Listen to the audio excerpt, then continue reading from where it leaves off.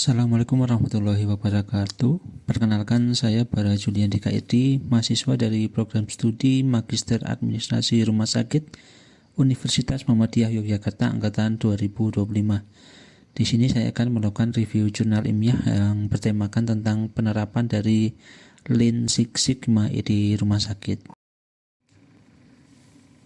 Jurnal yang saya ambil berjudul Lean Six Sigma as a Management Tool Help Standardized Antimicrobial Use in Hospital Setting.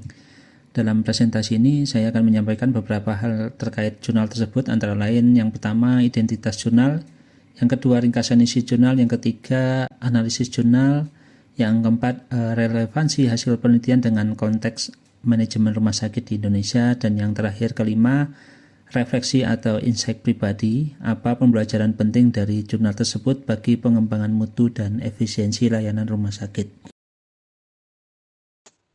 Identitas jurnal, ini jurnal yang saya pilih berjudul Lean Six Sigma as a Management Tool Help Standardize Antimicrobial Use in Hospital Setting, diterbitkan oleh Drug Design Development and Therapy pada tahun 2025 dengan indeksasi Scopus ISSN 11778881 yaitu QU1.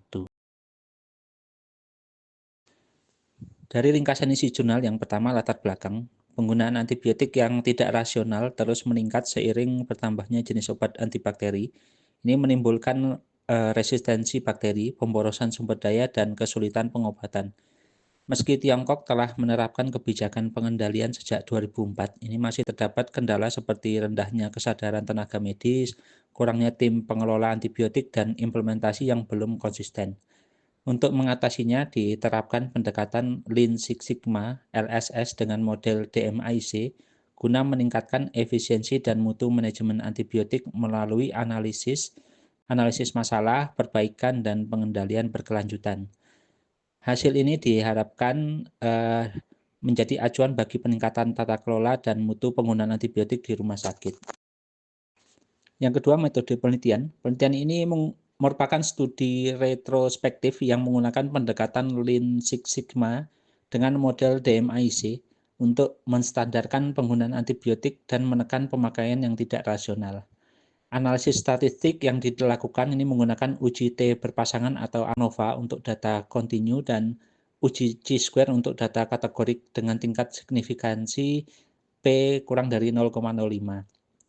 Data sekunder diperoleh dari Hospital Information System di Central Hospital Affiliated to Shandong First Medical University, Tiongkok, mencakup periode Januari 2020 sampai Desember 2021 dengan pembagian untuk sebelum intervensi ini Januari 2020 sampai Juni 2021, sesudah intervensi Juli 2021 sampai Desember 2021. Unit analisis meliputi data penggunaan antibiotik pasien rawat inap, diklasifikasikan berdasarkan kasus bedah dan non-bedah.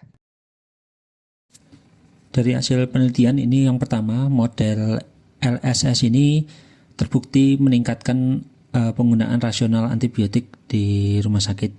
Yang kedua, adanya perbaikan yang signifikan setelah intervensi LSS dengan metode DMIC. Yang pertama, tingkat penggunaan antibiotik yang tidak standar ini menurun drastis ya. Kemudian yang kedua, intensitas penggunaan antibiotik juga turun.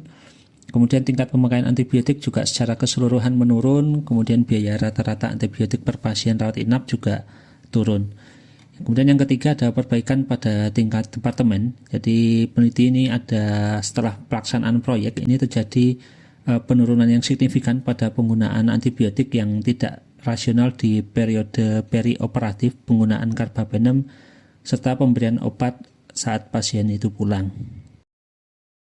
Ya, kesimpulan utama penelitian ini adalah penerapan model Lean Six Sigma LSS dengan pendekatan DMIC ini terbukti efektif meningkatkan rasionalitas penggunaan antibiotik di rumah sakit.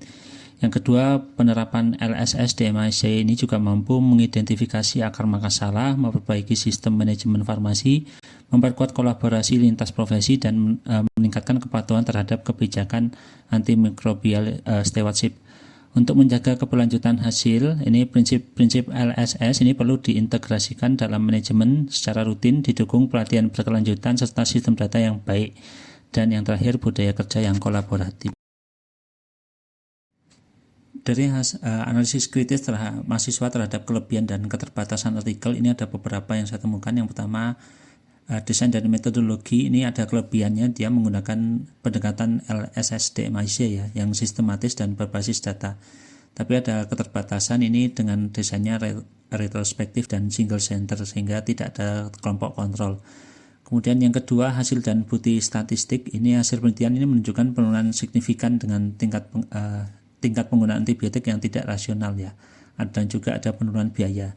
Tapi ada keterbatasan, tidak dilakukan analisis cost effectiveness formal, sehingga untuk efisiensi ekonomi secara menyeluruh ini tidak bisa menilai.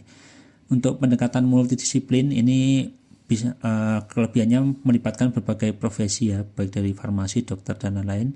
Tapi dari keterbatasannya ini ada potensi bias seleksi ya pada pemilihan kasus dan keterlibatan departemen tertentu.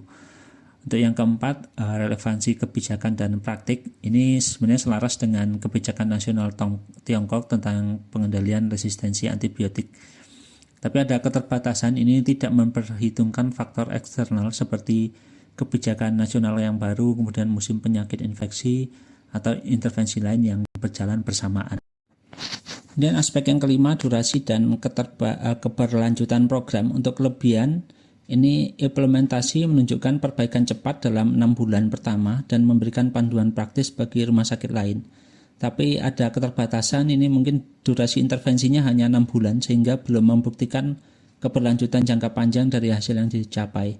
Yang keenam, data dan evaluasi proses. Ini kelebihannya menyediakan data rinci dan transparan tentang indikator, kemudian metode pengukuran, dan hasil statistik yang memudahkan replikasi.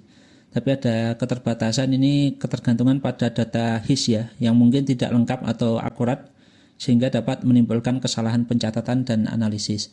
Kemudian yang ketujuh atau terakhir, ini dari indikator hasil klinis. Ini kelebihan dari jurnal ini fokus kuat pada indikator manajerial dan efisiensi penggunaan antibiotik. Tapi ada keterbatasan juga, menurut saya ini tidak menilai indikator klinis pasien, sehingga angka infeksi, lama rawat inap, atau efek samping obat, sehingga dampak klinis ini belum terbukti sepenuhnya. Untuk relevansi hasil dengan konteks manajemen rumah sakit di Indonesia, ini saya ada 3 hal. Yang pertama, kesamaan masalah, yaitu penggunaan antibiotik yang tidak rasional. Jadi sama seperti di Tiongkok, di Indonesia juga menghadapi masalah yang sama. Dari laporan WHO sendiri dan Kemenkes RI, yaitu melalui Rencana Aksi Nasional Pengendalian Resistensi Antimikroba, ini rumah sakit di Indonesia ini masih tingkat kepatuhannya masih rendah. Kemudian yang kedua, relevansi metodologi, yaitu Lean Six Sigma atau DMIC. Ini di Indonesia sendiri banyak rumah sakit Muhammadiyah dan RSUD ya yang sedang mengembangkan sistem mutu yang berbasis Lean Hospital, sehingga artikel ini dapat dijadikan model praktik terbaik juga untuk integrasi LSS dalam antimikrobial stewardship-nya. Kemudian untuk relevansi hasil ya dari efisiensi dan penghematan biaya. Ini kondisi ini sejalan dengan kebutuhan rumah sakit di Indonesia ya yang tengah menyesuaikan diri dengan pembayaran yang berbasis inasi bigis dan sistem IDRG, yang mana efisiensi penggunaan obat ini sangat berpengaruh pada keseimbangan biaya klaim BPJS. Yang terakhir, refleksi atau pembelajaran penting dari jurnal tersebut bagi pengembangan mutu dan efisiensi layanan rumah sakit. Jadi pembelajaran penting bagi rumah sakit di Indonesia ini meliputi 5 aspek utama ya. Yang pertama, integrasi Lean Six Sigma. Ini dapat diterapkan tidak hanya pada pengendalian antibiotik, tetapi juga pada manajemen klaim, alur pasien, dan logistik untuk meningkatkan efisiensi biaya. Yang kedua, penguatan sistem informasi terintegrasi. Ini diperlukan untuk pemantauan mutu berbasis bukti dan transparansi layanan. Ketiga, kolaborasi multidisipliner melalui tim AMS. Ini penting agar kebijakan klinis ini berdampak nyata pada praktik medis. Keempat, pelatihan dan pengembangan profesional berkelanjutan. Ini perlu dikaitkan dengan sistem penilaian kinerja tenaga kesehatan. Yang kelima, pembangunan budaya mutu dan perbaikan berkelanjutan. Ini menuntut kepemimpinan yang kuat serta penggunaan indikator mutu sebagai dasar pengendalian dan peningkatan layanan rumah sakit. Sekian review jurnal ilmiah dari saya. Apabila ada kurang lebihnya mohon maaf. Assalamualaikum warahmatullahi wabarakatuh.